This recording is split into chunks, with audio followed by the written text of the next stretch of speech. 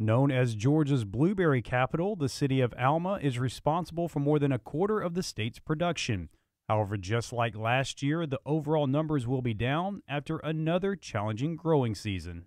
Well, the first thing was a very warm February, and these plants thought it was time to bloom, so they bloomed really early. And then on March 9th and then March 16th, we had a freeze. And so that caused quite a little bit of damage there. While this year's loss might not be as catastrophic as 2017, when 80% of the crop was damaged, farmers are still expecting a significant reduction in yield once again. From the freeze, we've had probably 60 or 70% damage from where our potential was. Statewide, we had the potential of doing over 100 million pounds. We're probably going to be down, 40 to 50 maybe million. And it's not just the tough growing season farmers have had to endure, as the weather has also been less than ideal to begin harvest season. Then for the last 3 weeks, we've had rain.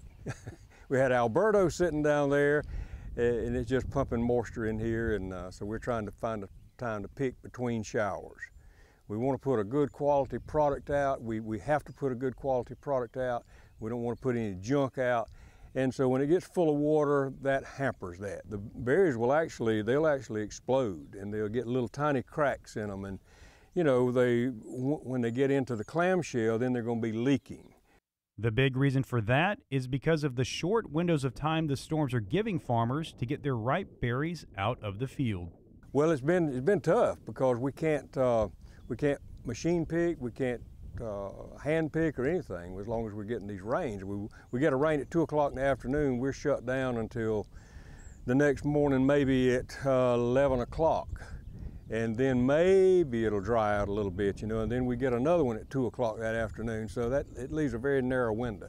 Now, despite back-to-back years of poor weather, growers are not discouraged. Even though the number of acres aren't likely to rise next year, they also aren't expected to drop much either.